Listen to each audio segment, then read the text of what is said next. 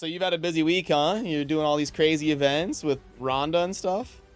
Oh my gosh, yeah, really, really crazy. At least things are kind of settling and kind of getting back to normal now. Yeah, how was that? How was, did you get to, like, talk with her off camera and stuff, or?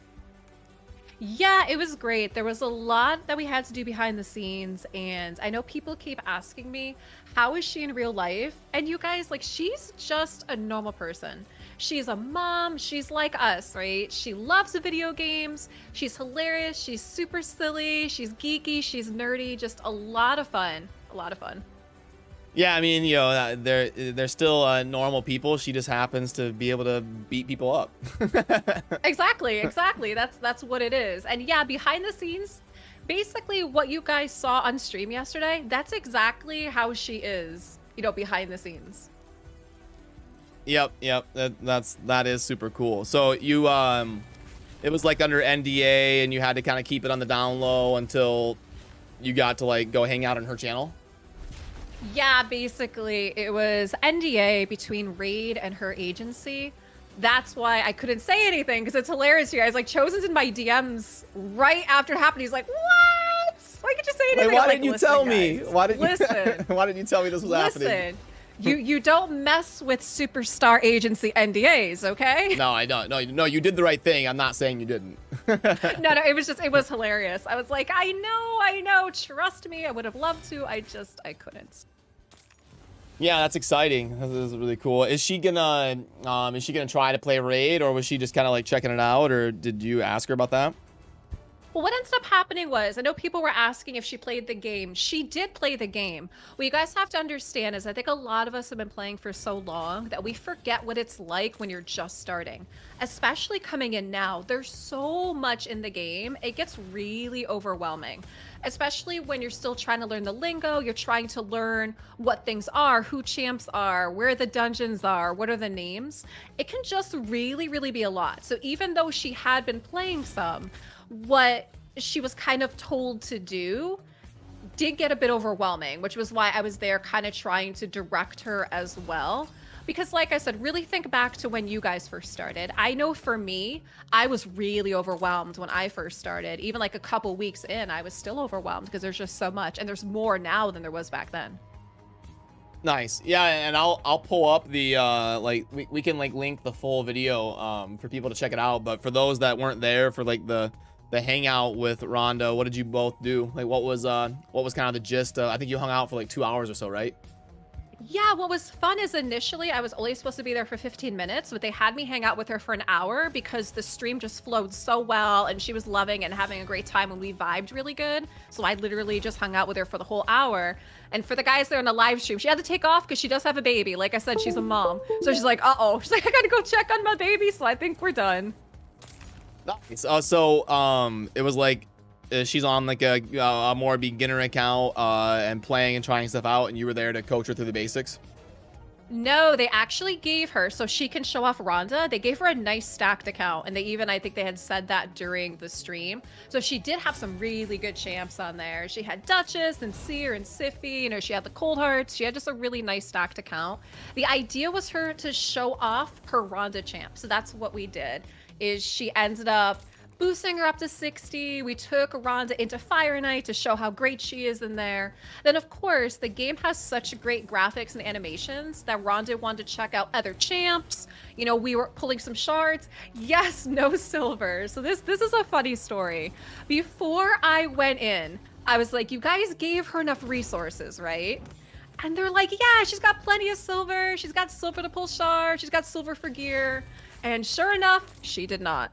She didn't have barely like any silver. Plarium is so fun. I had to make a quick decision on stream, and I was like, okay, guys, use gems, buy silver, but don't do this, chat. Don't ever use your gems to buy silver. But we have to do a quick thing, right? Because we have to keep it moving. So it was hilarious. And afterwards, they're like, whoops, we thought she had enough. They do that. They've done that every single time for 4 years. I've been here since the beginning. So funny. And they do it every time. Every time.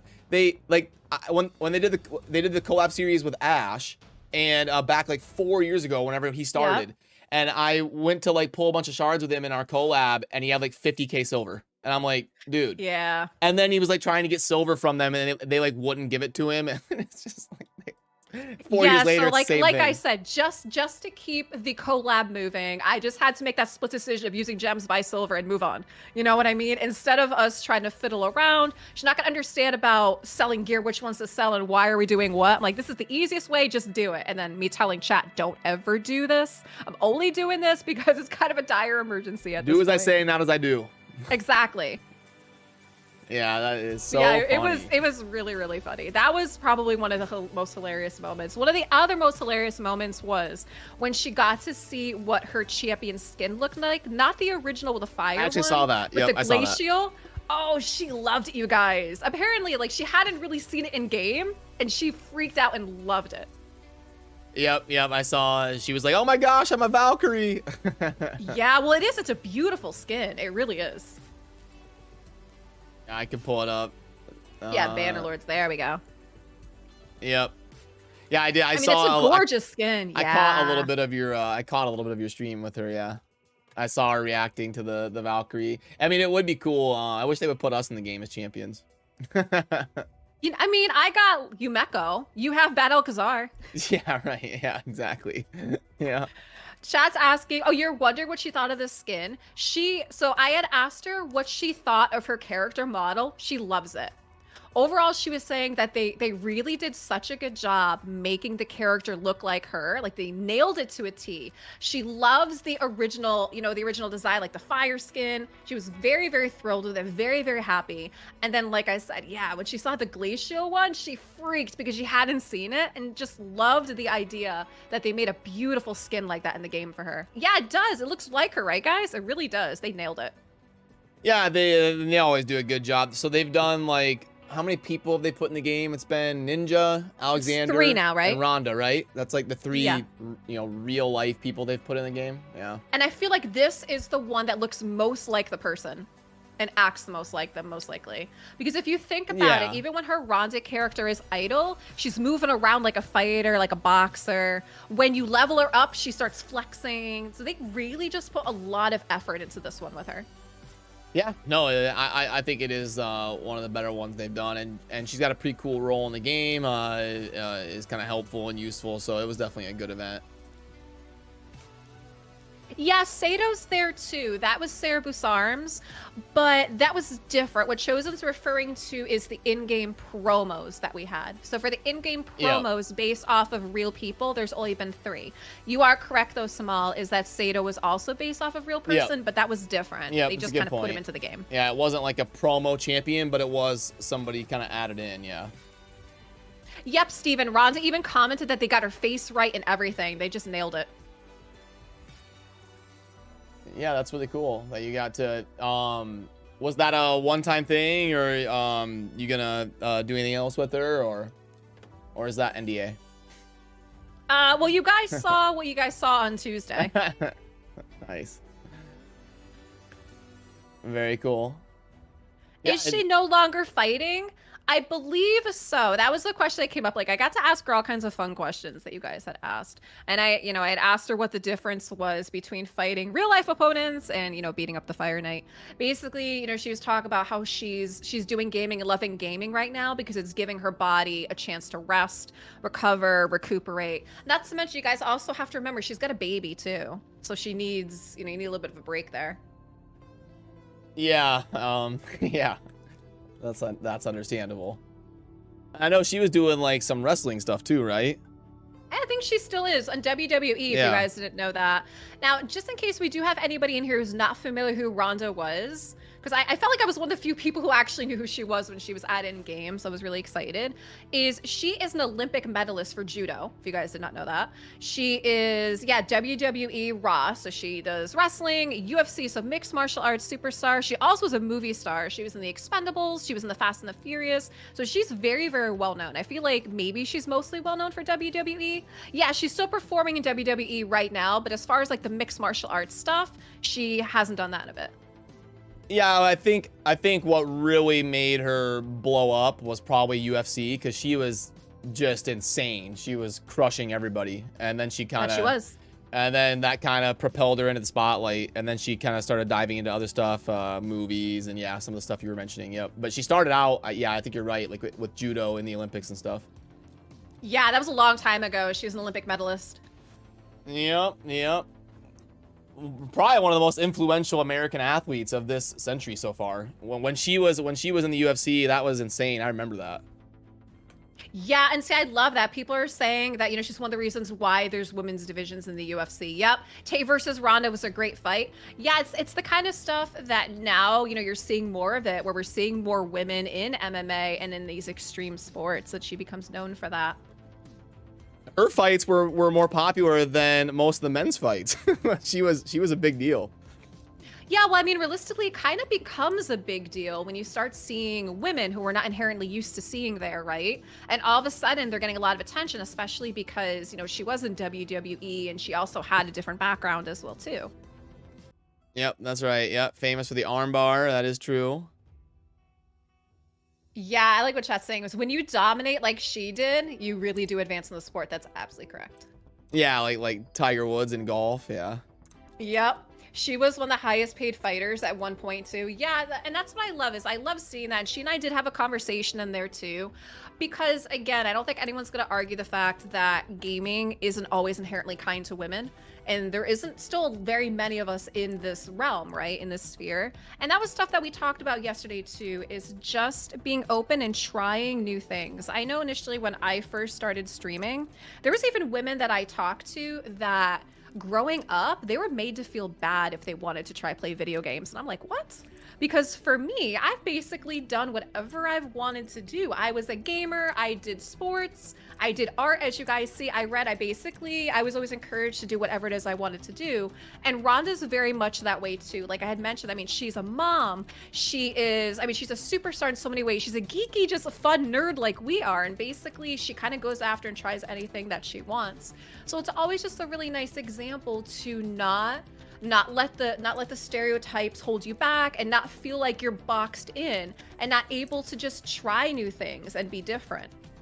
Yep, there's some of that's going away. There was a stigma for sure, especially in the West, because I remember growing up, I was always ashamed like to tell people that I played StarCraft because they'd be like, "Oh, you loser! What are you, a nerd?" Like, so yeah, I remember there was definitely some of that's going away though. But I remember being at work and people would ask me like, "Oh, what are you gonna do on your day off?" And the truth was, I'm just gonna play StarCraft all day. But I wouldn't want to say that. So what would you say instead? Oh, yeah. Oh, I'm just gonna chill, hang out, relax, you know. But I would never be honest because they'd be like, "Oh, you're just gonna like play a video game all day? What are you, a loser?" Yeah, you're right. The stigma is definitely changing. I see Twitch chat joking around about that. Like Dungeons and Dragons is actually cool now. Yeah, well, I remember as a kid, I wanted to be a pro athlete, and then as like a college guy, I wanted to be a pro gamer. It's like, okay, nice. I'm never gonna be a pro athlete. That's clear. So what else can I do? Gaming, esports, kind of sports. Exactly. Just a little different. That's right. So it's interesting, you know, because someone like Ronda Rousey who wants to be a pro fighter, and it's like it actually comes true, and that like because a lot of us want to be pros, and then we realize one day like, okay, that's never gonna happen. But for someone like her, it actually does happen, which would be crazy. Yeah, it did, and I'm sure just like anything is, you know, we look at and we see things like this, but we don't know, you know, what it took. We don't know the sacrifices that were made. We don't know the hard work that it takes to get through and do something like that. Oh yeah, especially in a combat sport, I'm sure it's very taxing. Steven's talk about Big Bang Theory. You know what's funny with that is probably my favorite episode of Big Bang Theory is they have one episode where they're in the living room and it looks like they're playing a World of Warcraft type game. And someone steals, like they have to kind of like climb in, they steal a weapon that I think one of them kills the rest of them and they just start screaming at each other. I don't know, that brings back memories for me because I'm such like a World of Warcraft nerd. I played so much WoW, did so much raiding, and that's probably my favorite episode. And I remember like every time I watch an episode, I just start laughing like an idiot. And only people that get it are the ones that have played games like that. They're the only ones who find why that's so hilarious. Yeah, it's funny because in that show, you know, I'm from Nebraska, and like a big like talking point of the show is like how Penny is like this girl from Nebraska that moved here. And she's always wearing like Nebraska shirts and like talking about football because she's from Nebraska. So it was always fun as a Nebraskan to kind of watch that show. Well, that's funny. Planning this week's stuff and meeting up soon, but is there anything that we didn't talk about that you want to touch base on or mention before we wrap up? Nah, I think we chat about all kinds of stuff. I know that you guys, were asking about the whole Ronda thing, which was great. I honestly, I feel so fortunate, and I just feel grateful in general that Plarium gives us these opportunities. They sent you and I to TwitchCon last year, which was really neat, along with Deadwood. And then I got to do this with Ronda. So it gives me some, some good hope that they're doing more stuff. They're getting us involved. And I'm just always so appreciative of what we have. I love being able to do these kind of things, and it seemed like the community really enjoyed it as well. So that's a big thing, is giving you guys that are watching, some fun content and just some things that you're going to enjoy. Yep, I second all of that. Well, I'm sure we'll chat again soon. I appreciate you taking time to stop by and hang out with me and keep us in the loop of everything going on. Yeah, of course, anytime. Thank you so much for having me. Have fun with BB and chats. See you later. There you Bye. go. Bye, Leila.